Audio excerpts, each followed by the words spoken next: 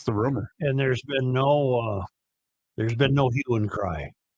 The citizens of this state who produce that money are the only ones, basically, who have remained silent about wanting it. Here's the headline in today's Star Tribune. Students want slice of surplus. Oh, the kids. Give it to the kids. Yes. Subhead, rising college costs, declining enrollment spur proposals to make higher ed affordable to more Minnesotans. Why? First of all, the academy has miserably failed.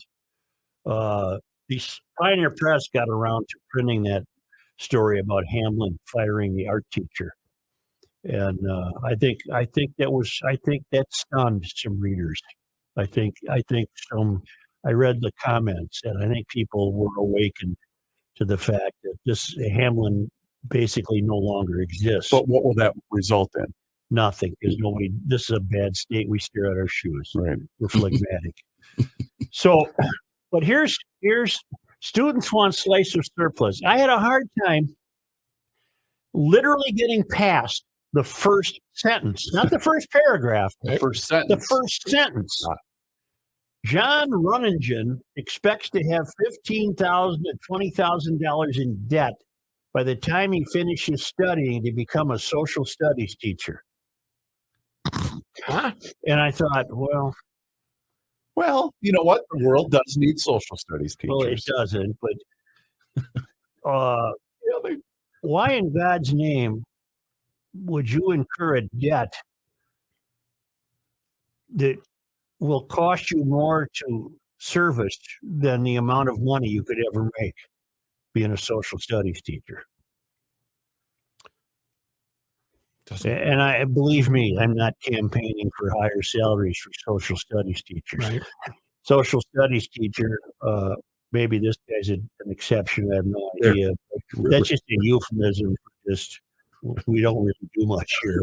Well, remember, you might be wrong because they're also the head coach for the JV football team. Wasn't Walls a social studies teacher? Sure was, Joe. Yeah. And this fellow, God bless him.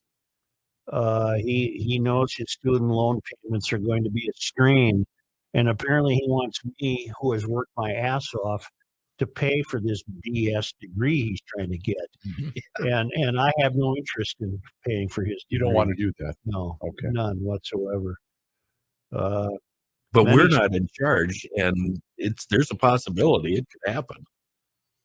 Many students that I've been able to talk to have experienced a lot of the same financial struggles and instability, said Runningen, a student leader who was enrolled at Minnesota State Community and Technical College in Fergus Falls. So Runningen and other students plan to lobby state lawmakers for financial relief and help covering their basic needs. Why don't you get a job?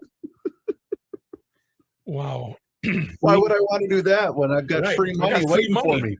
With many other sectors competing for a slice of the state's historic $17.6 billion, insert excitement. How much I get?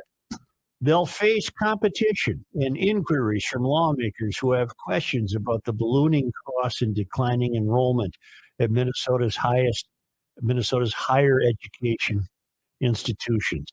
I want an understanding of what's going on, said Representative Gene Pawlowski, DFL Winona. Well, Gene, I'll tell you what's going on. These kids are idiots. Mm-hmm. He chairs the House Higher Education Finance and Policy Committee. Pawlowski said he plans to begin the session, I guess that's tomorrow, right? And start tomorrow. Yeah.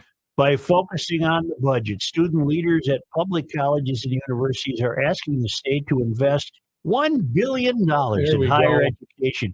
Money that could go to a variety of programs because we don't have enough programs. Mm-hmm. The Minnesota state system is asking for its biggest funding increase ever, an extra $350 million over 2 years, a part of a pitch to freeze tuition for students. First of all, students, don't go to college if you don't have a specifically and narrowly focused discipline in mind to pursue.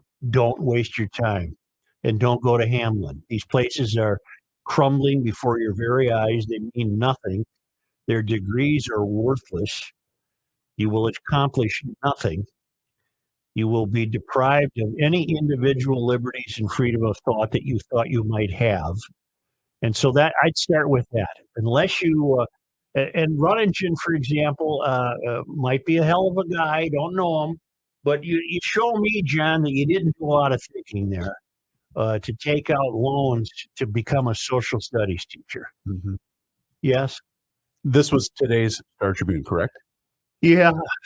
I don't know if this is a sign of the times where we have always talked about what are people paying attention to. It is nowhere to be found Mhm. on the main part of their website. Mhm. And when you go to the side, it always gives you the top 5 most read columns. Right. It's not there either. Right. Well, I know it's tough. You got a loan, but I have no sympathy for Well, them. this person raises an interesting point, though. The fact that these institutions are getting away with robbery for the amount of tuition that they're charging. And But GL has been saying that for 25 years. Correct. There's an unholy alliance between big education and politics. And the big education has never been brought to Washington, put under the Klieg lights and sweated. They get away with whatever they want to get away with. It's criminal. Now, if John Runningen had said, look, I am 2 hours short of perfecting a cellular formula that will result in a guaranteed cure for cancer, but I've had to work so hard on it. I couldn't work part-time. I've had to take loans, and I'm having a struggle paying those loans. But if I could only last one more semester, I guarantee you I have it. I've got it. And doctors are cheering for him and whatever. I'd say, let's lend him some dough.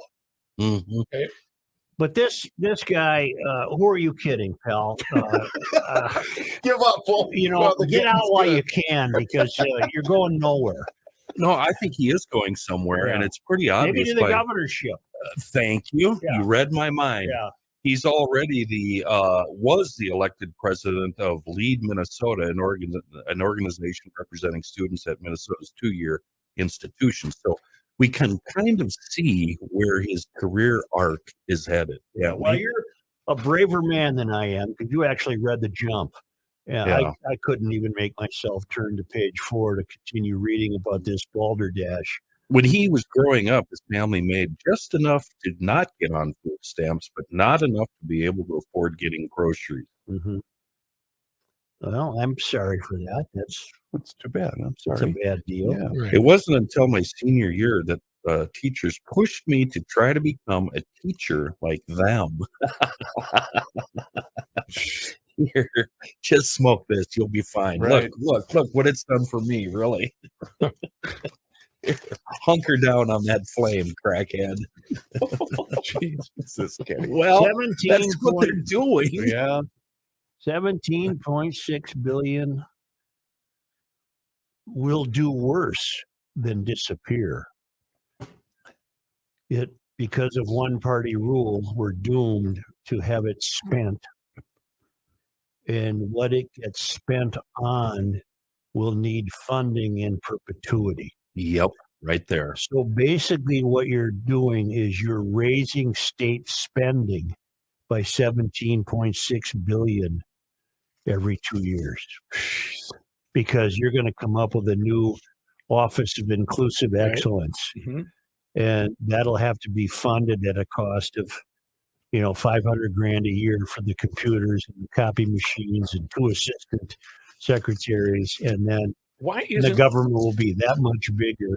And all these saps in Minnesota, we just sit here and take it. We just sit here and take it. What did you say? We're shoe lookers? What did you call We it? just stare at our shoes. Shoegazer. Shoe gazers. wait though? Why isn't there an office? I'm not. I want to grow the government. Why isn't there someone that goes down the list of the things we have on the docket and get some sunsets on some of these? That Start would be crossing the things role of Auditor? you could say the auditor. You could say that would be the role of a governor who has some imagination. That would be the role of the legislative process. Matthew, Money that would be- Matt, that's what I do with my saved items on Marketplace. they'll be sitting in my saved items folder for a couple of weeks, and I'll finally realize, you know what? There's no way in hell I'm ever going to spend 10 grand on that Studebaker. Scratch it off. Off she goes. Yeah. Suit you you just scratched on this. The Minnesota state system is asking for its biggest financial I read increase that, ever. Yep. 350 million. And then next, the University of Minnesota, an extra $205 million, promising to consider spending cuts. To consider, that wasn't a misstatement. Consider spending cuts and tuition increases in exchange.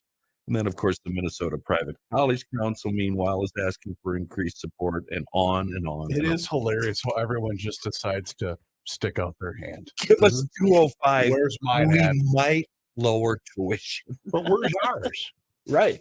Where's mine? Where are the people who get up every day and go to work and pay their taxes? These are the Where's their money? These are the same people that will continually wake up every single day and look for a reason to be offended about something. That's the same mindset here at work. America. Hashtag America. Well, in a sense, Joe, you and I, the four of us, we do have our hands out. We want our money back. Yeah, I want my money back. Yeah. Give me what I paid.